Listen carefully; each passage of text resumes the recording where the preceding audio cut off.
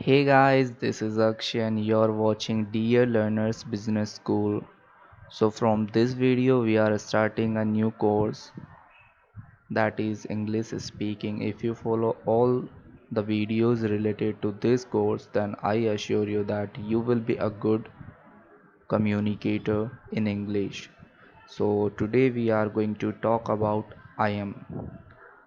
I am is an abbreviation for the word I am. It is used in combination with other words to tell someone about yourself or to describe something you're doing. Here are some examples. I'm so tired, I'm so confused, I'm happy, I'm 22-year-old, I'm hungry, I'm nervous, I'm excited, I'm leaving work, I'm thirsty, I'm from Jaipur. You can also add descriptive word with I am such as I'm extremely tired, I'm very happy, I'm super excited, I'm terribly hungry, I'm very nervous.